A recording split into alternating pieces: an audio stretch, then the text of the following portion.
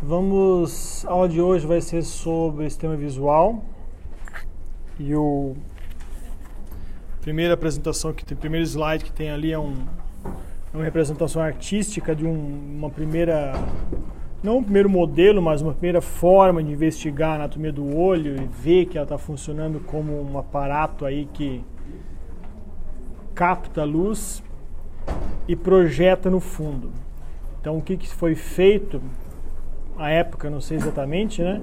Mas era você tirar o olho de um cadáver, você tirar a parte de trás e você olhar através dele. Então você conseguia observar esse mundo que você observa agora através de um outro olho. Então isso era uma forma, talvez, de tirar a dúvida de como você consegue observar algo grande, né? Em um ambiente supostamente pequeno, ou seja, entrar em alguns centímetros.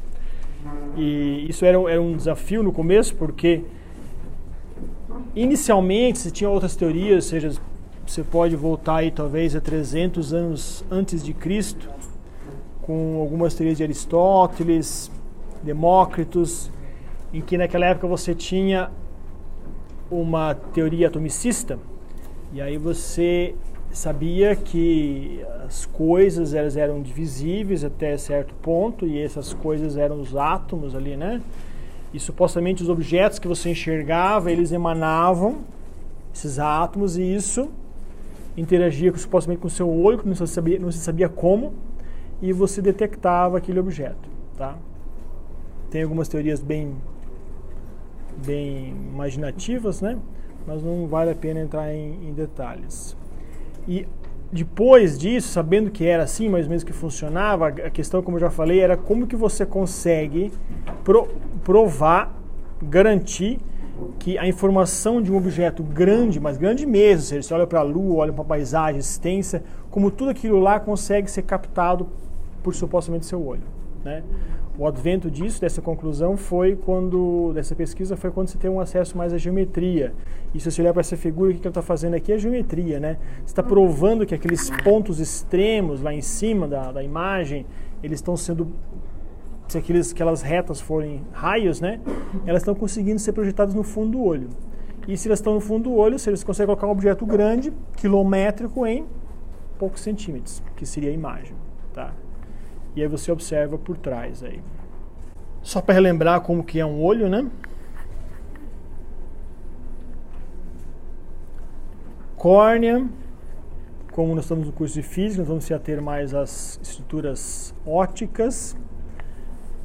Então temos uma córnea, temos um humor aquoso, pupila, que você abre e fecha, a íris, né, que você consegue regular aí o tamanho da pupila, o cristalino, que é o que? Uma lente de foco variável, né, em que você tem músculos ciliares e do lado ali que você consegue mudar a curvatura dessa lente, humor vítreo e lá no fundo, retina com as suas células sensíveis à luz.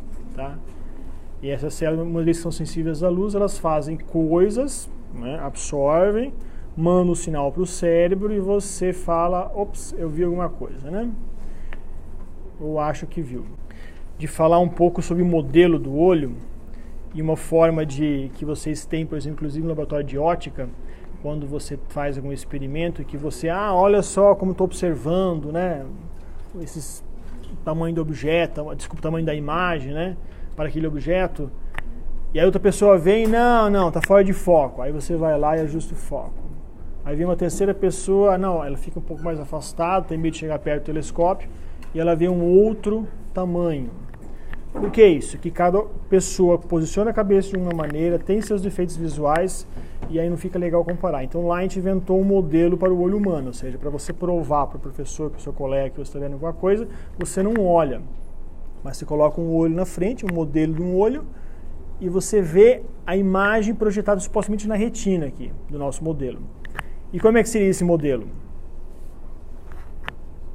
Nada mais que uma lente, né, que sumariza aí a córnea, os meios ali, o humor vítreo aquoso e a lente cristalina ali. E a sua retina vai ser uma superfície opaca, um papel, por exemplo.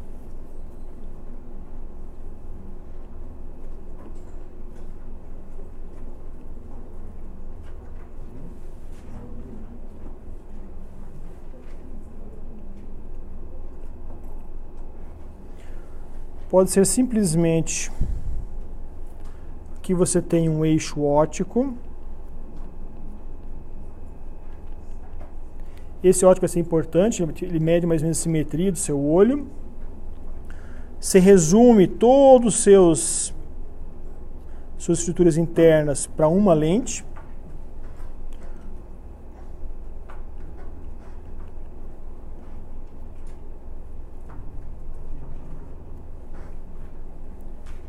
E aí você coloca o seu objeto aqui, por exemplo, que dá o valor O. Isso aqui tem uma distância focal F. Aí você traça os raios.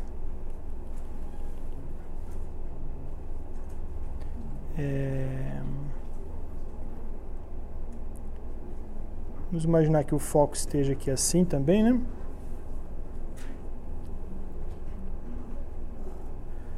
Acabou a lente aqui, mas vamos considerar que você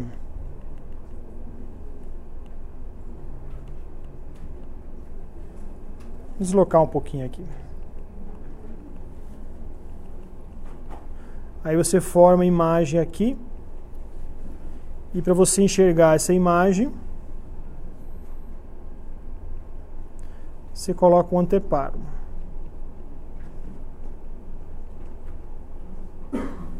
Então este é o primeiro modelinho para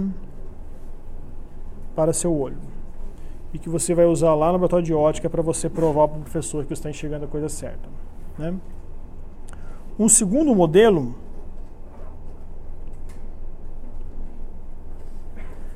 pode levar em conta já eu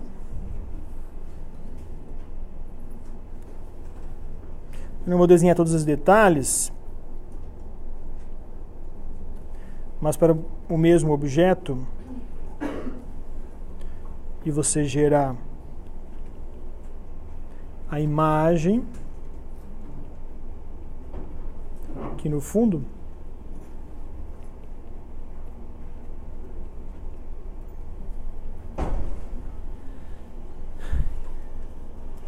o que você tem aqui? Córnea, pode ser uma primeira lente, e um cristalino uma segunda. E aí eu falo que meu anteparo não é mais reto, meu anteparo é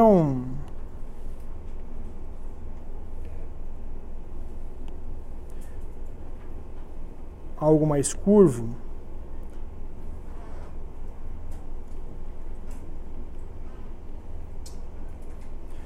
E a sua imagem ela é formada aqui de forma um pouco mais curva.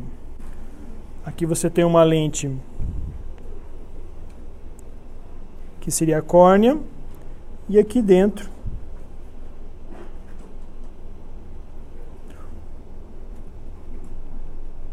lente 1 e aqui uma lente 2, que é a primeira é fixa e a segunda variável. E aí você tem um diafragma ainda, né? Você pode colocar aqui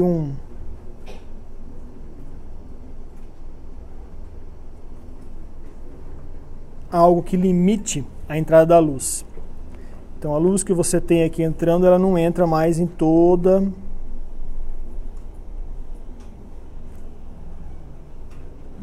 a extensão, mas em apenas onde você tem aí a pupila. Terceiro modelo, o que mais precisa aqui para ótica? Lembra que a gente passou de uma lente de um anteparo para duas lentes, um obturador, que fala em ótica, né? Chama obturador? e um anteparo curvo. Terceiro modelo, que eu vou talvez escrever em cima daquele,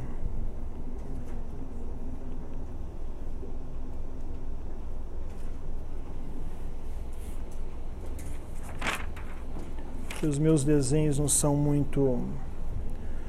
Vou tentar reproduzir isso aqui. Mais ou menos isso. Em que você tem uma curvatura.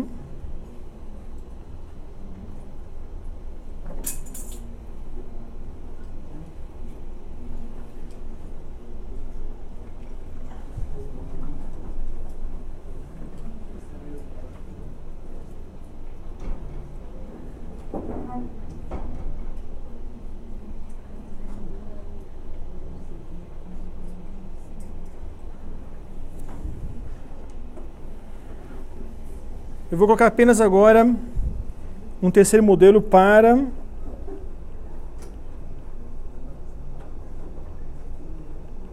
evidenciar os índices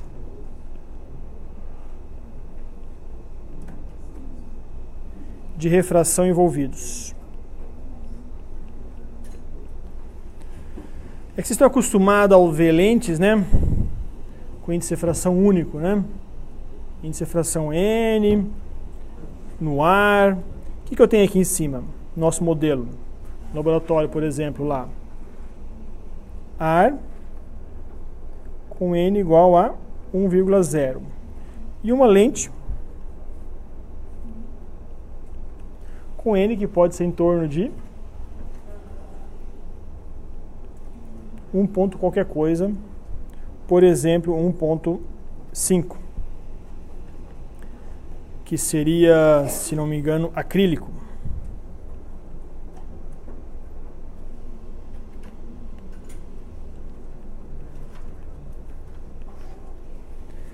Agora eu tenho já aqui embaixo córnea, índice de refração da córnea.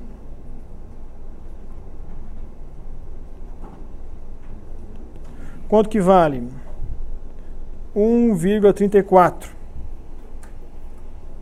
Índice de refração do humor aquoso. Eu vou escrever aqui dentro. 1,34. Humor aquoso 1,33. Fora no ar, eu tenho índice de refração 1,0. Lente 1,38, talvez nas bordas, radialmente. E na parte central, 1,41. E no humor vítreo, 1,34 novamente. Por que esse terceiro modelo é um pouquinho melhor que o segundo?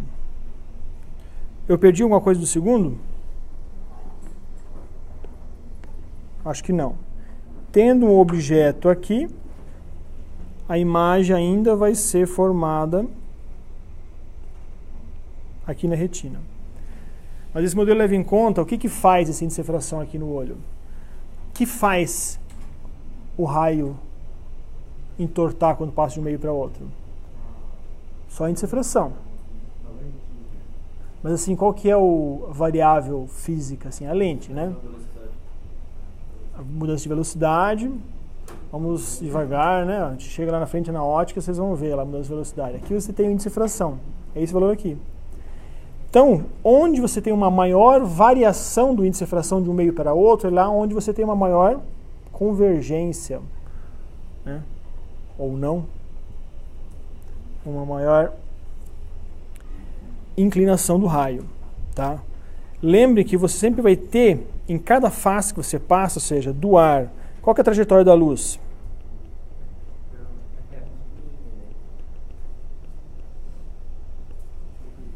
Claro que eles vêm dos... Não vai estar em escala aqui, né? mas eles vão sair aqui do objeto, né? Na hora que chegar nessa interface aqui, tem uma mudança.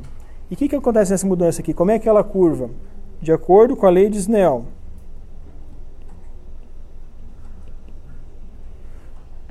Onde o que eu chamo N incidente vezes seno de θ incidente igual a N do meio onde refratou o raio vezes seno de θ refratado. E a trajetória da luz do objeto até a imagem passa o objeto, que passa pelo ar, que passa pela córnea, vai para o humor aquoso, passa depois para o cristalino,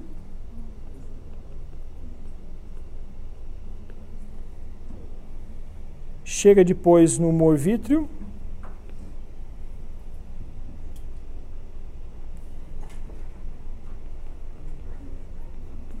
e depois chega na retina. E depois chega no seu cérebro e você fala que você viu uma imagem. Ou melhor, você fala que você viu um objeto, né? Mas na verdade você viu a imagem.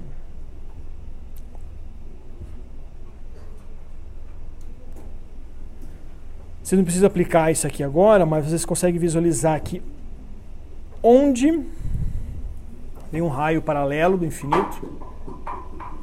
Aí vai chegar um momento que ela vai convergir. Vai chegar e vai convergir aqueles raios na imagem aqui. Onde você acha que você vai acontecer o maior poder aqui de convergência aqui desse olho? Vai para a córnea. Então, aí você vê quão importante é quando você tem um problema de visão, onde que eles mexem, o primeiro lugar que eles mexem, na córnea. Porque qualquer raspinha ali que você tirar, qualquer laser que você passar, o pouquinho que você muda a curvatura, você já consegue mudar bastante, sei lá, o efeito disso. Então, se você não consegue convergir muito bem os raios, se você focaliza essa imagem além da retina, você pode mudar essa curvatura rapidamente que você vai conseguir trazer isso para a retina ou até antes da retina, para você conseguir chegar melhor.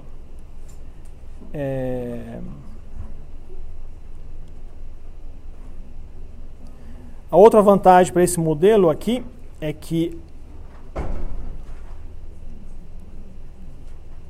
o índice de refração ele tem um gradiente. O índice de refração aqui ao longo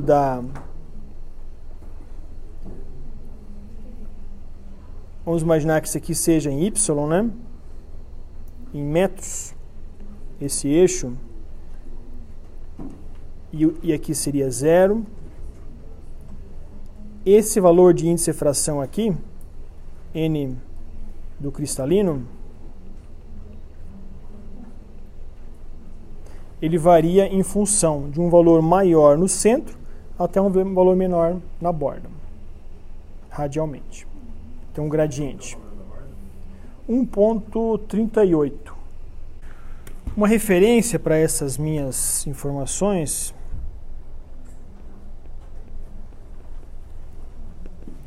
é de um livro chamado Medical Physics, volume 2, do autor, com subtítulo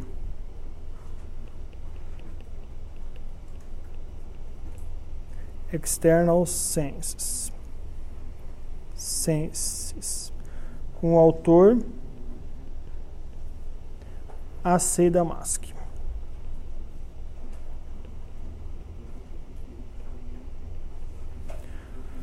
Coloco essa referência porque ele é um livro bem extenso e ele aborda todo tipo de sentidos que você tem aqui. Gustação, olfato, sensibilidade cutânea, audição, visão, psicofísica.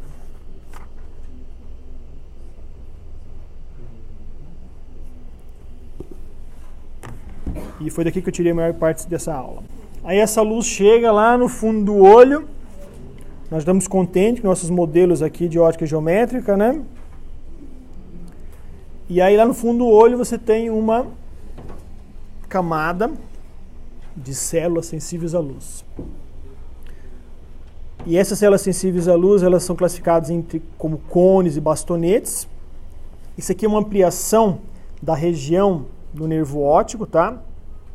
Toda essa região da retina aqui você vai ter várias células, então quer dizer, cada célula vai ter uma estrutura e vai ter um nervo ali que vai se juntar com uma região do nervo óptico e isso vai levar para o cérebro. E essa representação dessas células sensíveis, ou seja, esses cones, quais são as células de cones? Aqui, direita.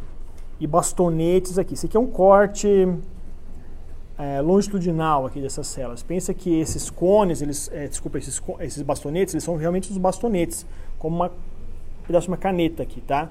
Então você tem uma seção aqui circular. E o cone, da mesma maneira, só que ele tem um estreitamento ali, tá? Na ponta. Eu não vou entrar em detalhes nisso, mas naquela região mais cinza, onde é que estão os discos, né? É onde que estão as células sensíveis à luz, tá? E essas células, elas são certamente mais do que uma, né? Mas a principal dela é a rodopsina, que ela se encontra nos bastonetes. E qual que é a diferença entre cone e bastonete, assim, que mais chama atenção em termos de efeito? Os cones, eles têm três tipos de cones, cones com três tipos de células sensíveis à luz. Azul, centrado no azul, no verde e no vermelho.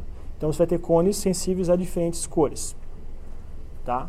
Se você der um choque numa célula que é sensível ao azul, ele vai mandar um sinal para o cérebro e vai falar para o seu cérebro que eu vi azul. Se você der um choque numa célula sensível à luz vermelha, ele vai mandar um sinal para o cérebro que é vermelho. Então, é isso que funciona. Só que, na prática, a luz que chega no fundo do olho, ela vai conseguir sensibilizar. Se for um fóton azul, ele só vai conseguir sensibilizar os cones sensíveis ao azul e também consegue sensibilizar os bastonetes. Porque qualquer fóton, independente da cor, consegue sensibilizar o bastonete. Sem falar em termos de saturação aqui, tá? Porque se você jogar muita luz, os bastonetes eles são mais fáceis de serem saturados, tá? Isso vai explicar depois lá na frente, que você vai ver que na visão noturna, né, onde você tem baixa luminosidade, quem funciona melhor são os bastonetes, tá bom? Porque eles são mais sensíveis. Só que são mais sensíveis, então no dia eles saturam. Tem um ponto cego, que é originário dessa região central aqui, onde você tem junção de todos os nervos ali, das diferentes células, e elas vão para o fundo do seu olho e lá para o cérebro. Então nessa região, se você olhar da esquerda para a direita, você tem uma certa região ali que você não tem células, né? Não vai ter nada aí se a luz bater ali, você não vai ver nada. E como que você consegue detectar esse ponto cego? É com esse experimento aqui, você deve saber já fazer, né? Não? Nunca fizeram? Já. Talvez vocês não tenham esse ponto cego, então também, né? Mas eu vou fazer a mesma coisa, pensa que eu estou simétrico para vocês, né? Então, o meu O aqui seria a mão direita, né? Então, meu olho direito está alinhado com o O e meu olho esquerdo com o X. Se eu tampar o olho direito, por exemplo, eu vou estar enxergando os dois, assim. Se eu olhar se eu tampar o olho direito, pegar o olho esquerdo e olhar na transversal, ou seja, então meu olho esquerdo mira no O.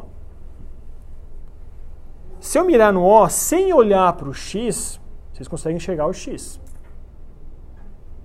Pelo canto do olho. Vocês têm esse poder, assim, de controlar a sua mente? Não? Dá, né? Então, se eu estiver agora aqui olhando para o O, eu consigo ver o O e o X. Se eu aproximar, vai chegar uma hora que o X vai desaparecer.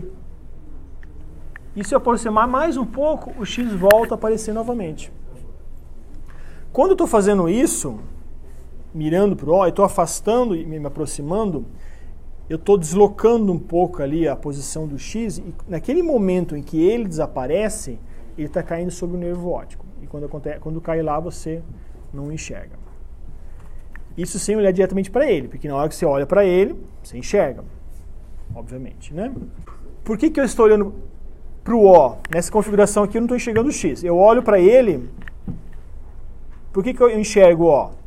Porque o eixo óptico meu está alinhado com o O. E o eixo óptico vai dar onde aqui? Esse desenho não está muito adequado, né?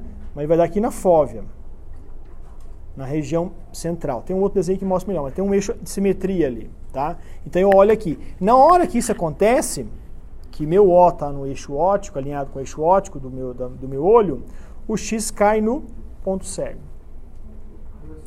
E na hora que eu estou fazendo isso, na hora que eu viro para o X cai sobre a fóvea, então eu começo a enxergar ele, e uma outra região cai no ponto cego, que eu supostamente não estou enxergando, que é uma região aqui em torno do X. Então, se por acaso eu estou numa posição que, não sei, eu tenho que fazer um desenho aqui, mas imagine se esse X está caindo sobre o ponto cego desse olho. Mas para desse olho não está caindo. Então, para esse olho, o X, mesmo caindo no ponto cego, está indo para o cérebro, formação 0. Mas como as imagens, o cérebro sabe que essas imagens são muito parecidas, né? O X que está caindo nesse olho não está caindo no ponto cego e vai para o cérebro. Pronto, você viu ele. Isso prova por que você consegue ver o X ou o O com os dois olhos abertos. Essa imagem azul e verde aqui é uma imagem de microscopia óptica, meio confocal, em que você mostra um primeiro exemplo de que você tem menos cones que bastonetes em termos de densidade na retina. E aqui está uma imagem de microscopia eletrônica e mostra na figura A cones na região da fóvea e na figura B, figura A é essa aqui, da esquerda, e a figura B, essa aqui, da direita, onde você não está na fóvea e você tem os cones ali um pouquinho maiores, né? E os bastonetes pequenininhos. Não sei se eu falei certo, mas isso aqui está fora de escala.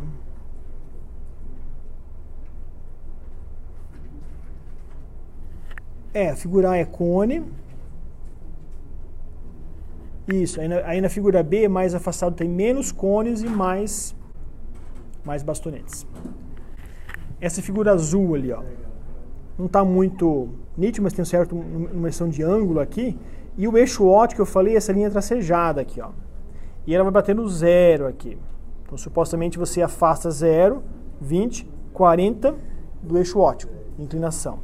E aqui onde é que está o 0 é a fóvea. Então, é a região onde é que você tem mais cones, mais células sensíveis à luz colorida, a diferenciação de três cores. E quando se afasta, uma região mais afastada aqui, periférica, 20, 30, 50 graus, você tem uma região que ele chama aqui de periférica, né? Isso. Periférica, onde você tem cones e bastonetes.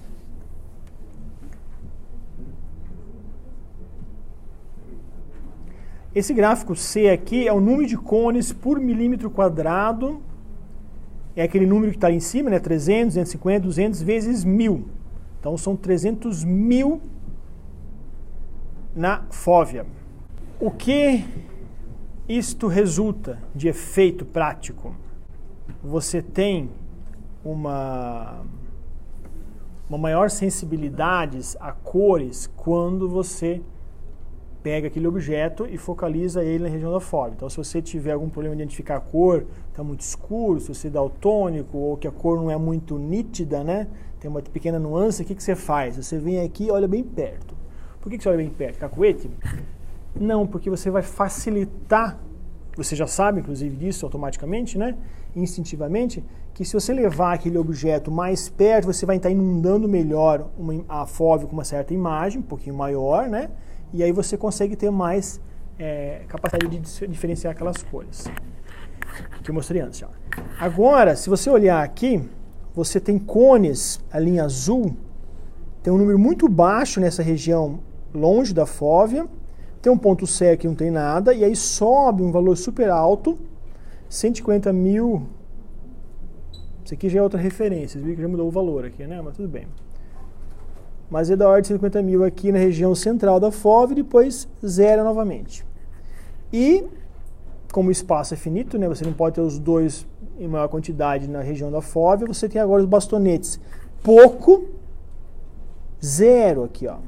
Tem zero, como a gente viu ali na frente, aqui não tem nenhum bastonete ali, né? Então, bom, os rods aqui são os bastões. E tem um valor mínimo na parte central e depois eles sobem, ou seja, uma região em torno aqui de 10, 15 graus afastados da região do eixo óptico, você tem uma alta concentração de bastonetes. Lembrando, bastonetes é sensível à luz, mas não consegue discriminar cores. Qual que é a vantagem disso? Responde essa pergunta aqui. Porque numa noite estrelada, onde é que as estrelas que possuem baixo brilho, numa noite estrelada, se você escolher alguma que tem baixo brilho, elas desaparecem quando você olha diretamente para ela. Você está procurando, então você achou, ou seja, uma estrela que você queria achar. Na hora que você está varrendo ela. Na hora que você está varrendo, você achou não porque a imagem daquela estrela bateu aqui no meio da FOV, não, aquela passou na revizinhança. Mas na hora que o seu cérebro acha ela, você se alinha com ela. E na hora que se alinha, você faz com que a suposta imagem dela vai se formar onde? Na fóvea. E na fóvea você não detecta estrelas.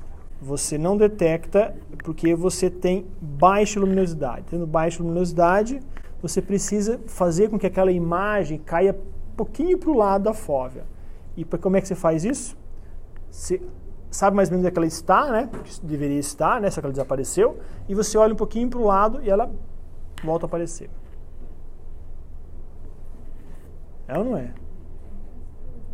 Isso acontece, né?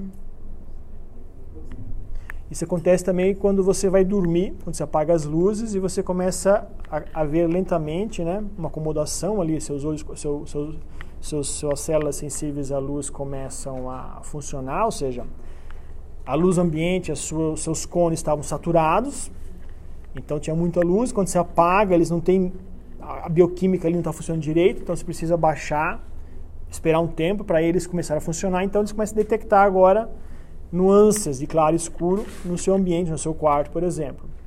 E aí quando você quer achar alguma coisa, quando você focaliza alguém para uma pessoa, por exemplo, no escuro, o rosto dela desaparece, né? Por exemplo, você não reconhece quem for, por exemplo, né? E se você desfocaliza não, se você descentraliza, você começa a ter maior nitidez aí na hora de detectar. Essa diferença de sensibilidades, ela faz com que os cones, eles são menos sensíveis, já falei, né? À noite, quando tem baixa luminosidade, que célula que você usa mais são os bastonetes, que é essa linha cheia. E na linha esquerda, no eixo você tem aqui uma sensibilidade em termos de log. Então, aqueles números 2, 1, 0, menos 1, é a escala log. Então, você consegue ver que para o azul, por exemplo, para o verde, onde é que tem uma sensibilidade máxima aqui, tem um valor 2 para os bastonetes e menos 1 para os cones. Então, é 1, 2, 3. Isso é 3 ordens de grandeza. Então, para esse comprimento de onda, aproximadamente, os bastonetes são 1000 vezes mais sensíveis que os cones. Isso justifica porque eles são usados à noite. E este eixo comprimento de onda aqui embaixo, ele representa mais ou menos como que essas células são sensíveis a diferentes fótons, com diferentes energias. Veja que os bastonetes, eles têm uma curva, que tem um máximo central e decai lentamente para os lados. Por que acontece isso? Porque o principal composto bioquímico que faz os bastonetes funcionarem, que é a rodopsina, ela parece que é única nessas células. Então você tem uma composição só de composto absorvedor, mais ou menos. Então significa que você não tem muita diferença. Se você tivesse uma família de absorvedores diferentes, você poderia ter máximos em diferentes lugares. Isso acontece nos cones, que esses cones aqui embaixo, eles são 3 tipos de células. Tem uma seleção, tem um grupo de famílias aqui de compostos que absorvem aquela luz, são sensíveis, que fazem a reação química acontecer e gerar um pulso elétrico aí para o seu cérebro. Nos cones, a gente pode resumir que essas famílias de compostos absorvedores, elas são 3 diferentes. Uma que é mais sensível, que tem maior sensibilidade para o azul, o outro que é maior sensibilidade para o verde e outra mais para o vermelho. Isso significa que na hora que você somar esses 3 tipos de cones, acontece uma coisa como isso. Está vendo? Um máximo ali na região de 450 nanômetros e um outro aí em torno de... Você vê que ela está um pouquinho mais larga, essa tracejada no vermelho, ela abre mais lá atrás. Então imagina 2 gaussianas sobrepostas, só que não muito afastadas. Então dá um alargamento. Então você tem 3 gaussianas, aí, 3 curvas se somando aí para fazer o espectro de sensibilidade dos cones. Aí tem uma outra curva de sensibilidade. Todo mundo está entendendo o que significa isso aqui, né? Se eu jogar um fóton no verde, ele vai ter uma resposta, ou seja, um certo número de fótons. 100 fótons no verde, ele vai ter uma resposta muito maior se eu irradiar 100 fótons. Pode. 100 fótons no vermelho. Tá? E essa diferença, ela gera no quê?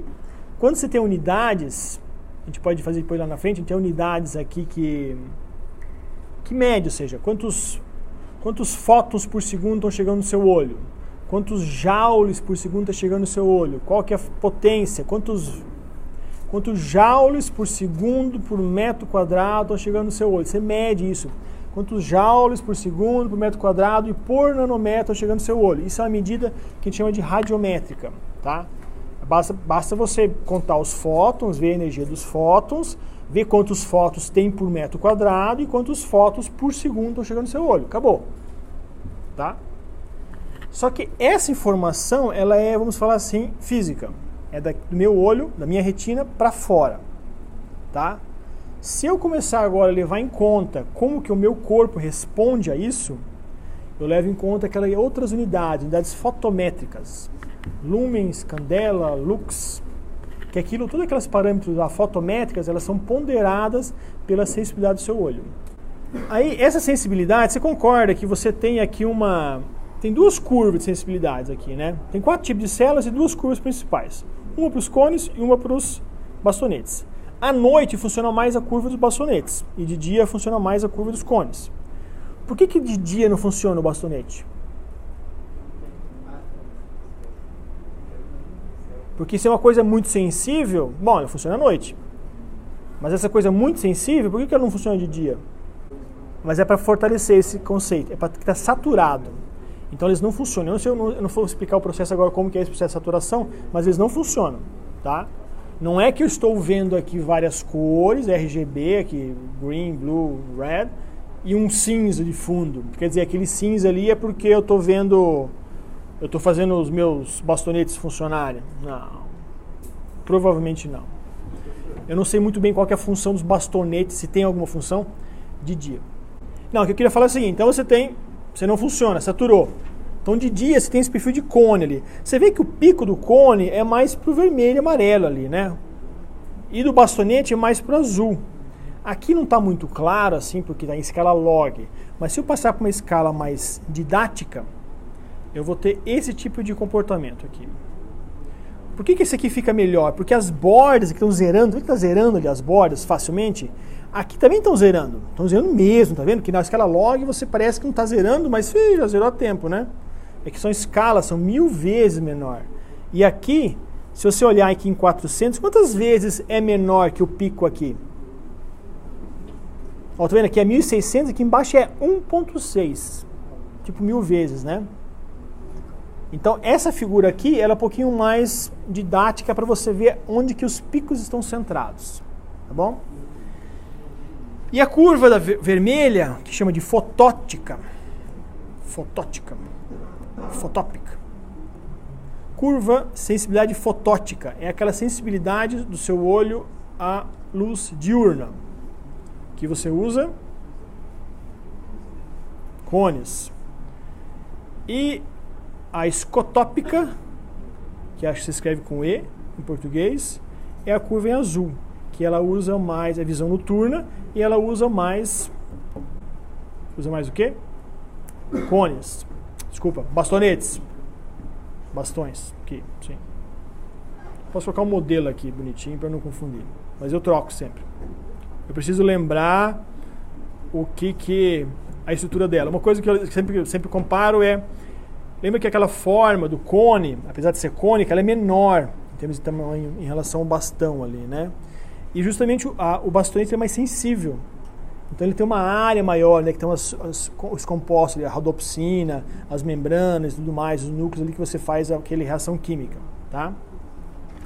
Então eu penso nisso, a célula mais sensível à luz é aquela que tem mais volume ali para irradiar e mandar uma resposta para o cérebro, tá? Qual que é a vantagem disso aqui? Qual que é o efeito prático disso aqui? Você enxerga, o seu olho é mais sensível para o 500 para o azul, do 500 para o 400 à noite, e é mais sensível para o verde, para o vermelho durante o dia. Vocês conseguem identificar no seu dia a dia algum efeito prático que é explicado a partir dessa sensibilidade?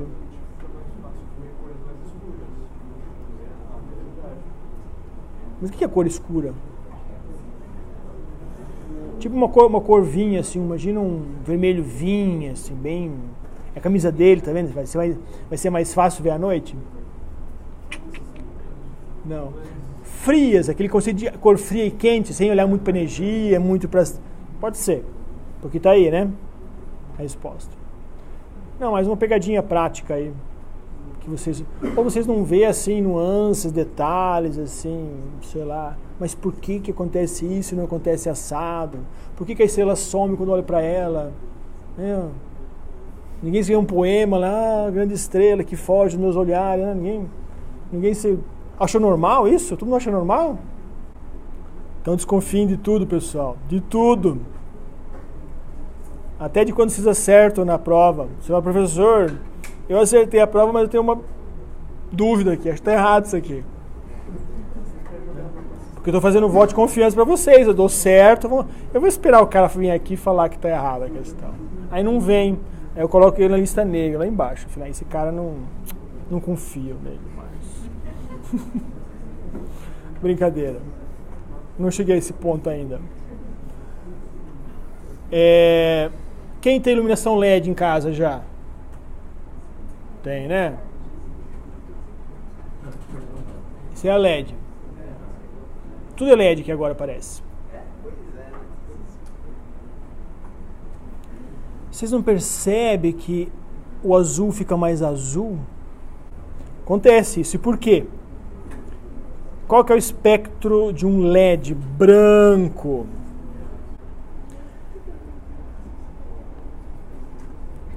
Comprimento de onda em nanômetros.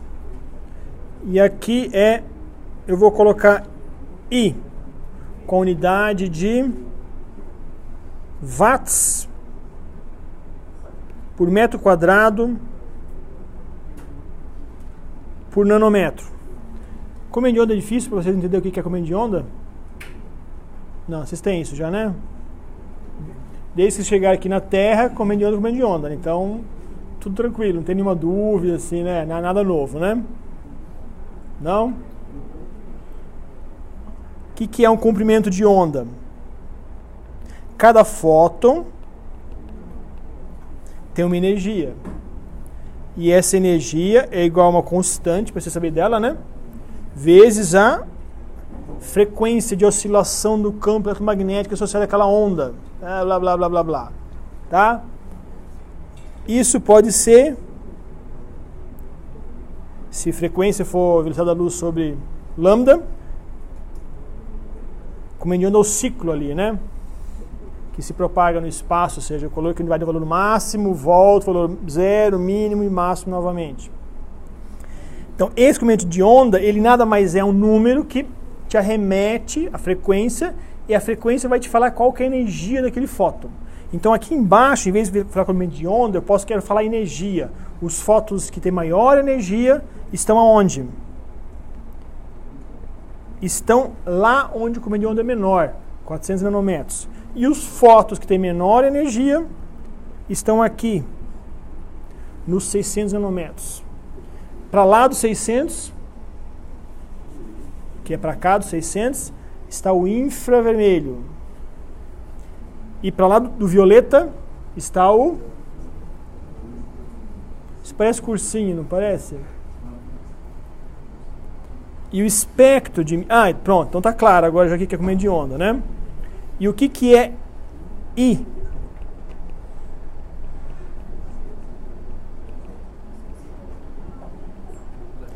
Irradiância espectral, com a unidade de watts por metro quadrado por nanômetro. O que é isso? Isso é a mesma coisa que joules por metro quadrado por segundo por nanômetro. Isso aqui significa, se eu montar uma curva aqui, vou desenhar agora o valor da irradiância para o LED branco.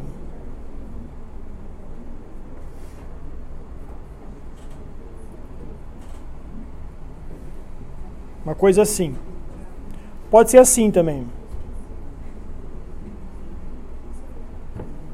Ou pode ser assim.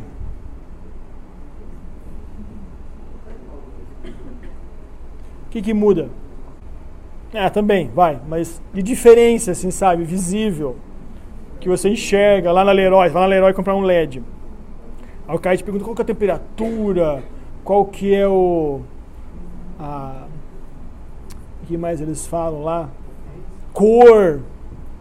Você quer um LED branco? Mas qual que é a cor que você quer? Se é morno, se é quente, se é frio, né?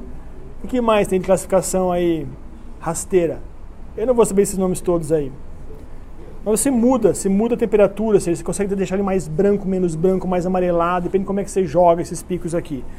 Eu nunca fiz a comparação na prática, mas basicamente você mexe isso aqui. Em resumo, você sempre tem dois picos aqui, tá? Eu vou pagar agora essas três curvas, mas você sabe que basicamente você tem isso. E essa região aqui no meio, o mínimo é em torno de 450 aqui, mas tem lá, tá? É um mínimo bem local. Eu quero ver se eu trago para a próxima aula uma comparação desses diferentes LEDs com diferentes temperaturas, para ver se a gente consegue... Basicamente você tem aí um muito branco, que seria o mais azulado, mais azul, e o mais amarelado, que tem um pico maior aí no vermelho e no amarelo, tá? Essa é a diferença. Quando você tem isso aqui, significa que este ponto aqui em cima, por exemplo, ele tem um certo valor de I. Esse ponto aqui embaixo tem outro valor de I. Significa que lá o mais alto ele tem mais watts por metro quadrado para aquele nanômetro. Watts por metro quadrado por nanômetro. O ponto inferior, ele tem para aquele nanômetro um valor inferior. Tá? Isso vai mudando de acordo com o espectro. Outra unidade que é importante, se você pegar este termo aqui, ó, e dividir por essa energia do fóton, que é esse F aqui, ó, eu vou dividir por EF. O que eu tenho agora? Estou tendo vários fótons chegando lá no meu olho, no detector seu. Se você pegar agora essa informação, este I aqui, ó, e dividir pela energia do fóton, eu vou transformar isso no quê? Em número de fótons por metro quadrado, por nanômetro que está chegando, por tempo que está chegando naquele detector. Tá? Então aqui embaixo fica a unidade de... Deixa eu escrever isso aqui para ficar claro na hora de vocês reverem a matéria. Se dividirmos a irradiância por a energia do fóton, tenho o número de fótons por tempo, por área e por comprimento de onda que chega no detector. Que nesse caso aqui é nosso olho. A área é metro quadrado? É. Então seria unidade de... Vou colocar aqui... I pela energia do fóton, a unidade disso vai ser 1 sobre metro quadrado segundo nanômetro. E aí tem uma informação que eu preciso pegar aqui, que eu achei interessante hoje.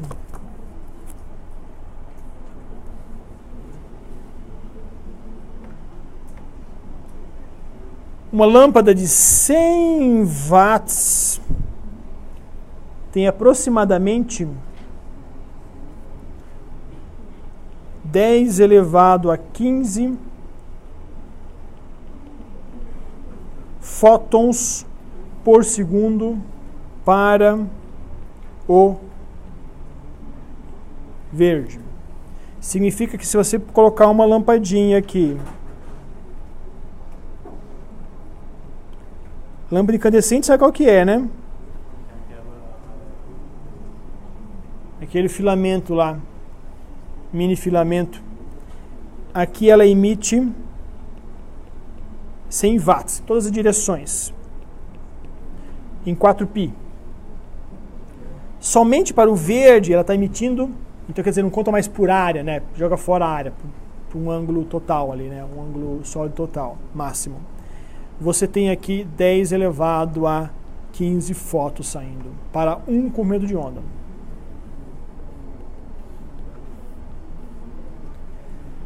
Bom, a gente tem que fazer umas continhas aqui adicionais, mas eu não quero estressar muito vocês hoje, né, com conta, para não gastar.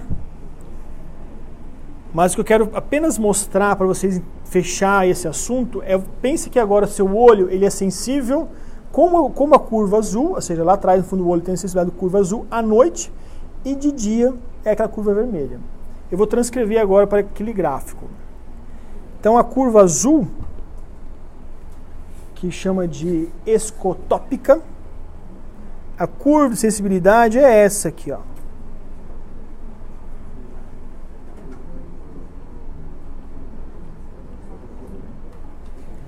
E a outra que é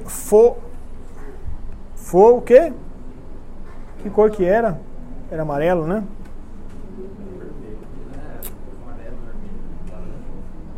Vou colocar laranja aqui, vai. Fotópica.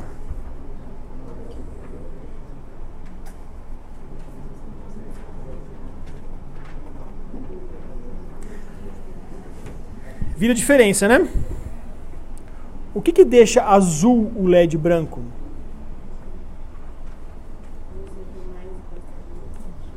É aqui, ó, essa parte aqui deixa azul, ó.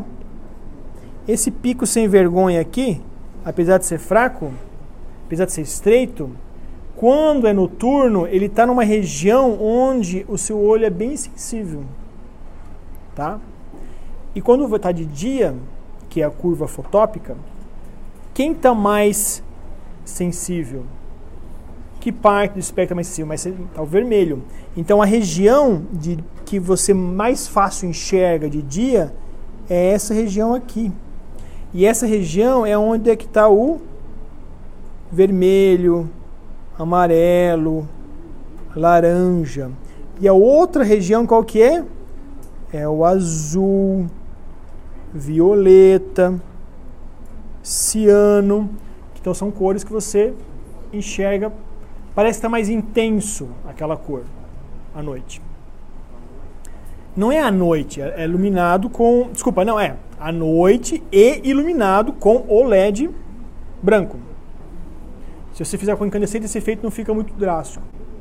Eu troquei a minha lâmpada para LED de casa quando era à noite. Parece que é uma experiência surreal, assim. porque você piora ainda, né? Você se acostuma com as cores, né, do dia a dia, que você está morando lá há 10 anos, você consegue interpretar, você consegue, tipo aquela coisa, você nasceu com aquilo lá, é tudo igualzinho, não muda nada, você nem se atém àquela cor. E aí quando você troca tudo para LED, uma vez para outra, você exaltece aí essas 3 cores, violeta, azul e ciano, e aí você tira uma conclusão que antes você não enxergava isso. A gente pode quantificar isso, mas você concorda que a luz visível no azul é maior à noite, a luz visível azul é maior à noite, e a luz visível para o seu olho vermelha é maior de dia. A gente vai fazer isso na próxima aula, e a gente fica por aqui para essa análise qualitativa. Só complementando ainda, essas são dos cones, ou seja, são aquelas curvas em azul, em verde, vermelho, e os bastonetes você tem aqui a tracejada. Preste atenção que você não aqui está normalizado, tá? Esse negócio não está fora de escala, tá? Mas só para você ver a região espectral que você tem, que o verde é muito próximo do vermelho, isso eu quero destacar aqui. Só que tem um pequeno deslocamento ali, tá? E o fato de ser verde, ele não é que absorve só no verde. Veja que a curva dela é tipo a absorção do composto ali, né? A absorção que faz absorver aquela radiação e jogar um sinal elétrico para o seu cérebro. Aquela curva verde, ela não tem um pico só no verde, ela é larga. Ela absorve um pouquinho do vermelho, absorve um pouquinho do ciano, do azul. Então ela é sensível para essas cores também, tá? Mas a maior sensibilidade dela está no vermelho só. E o azul é a mesma coisa. Isso aqui é importante depois para você ver o conceito de daltonismo.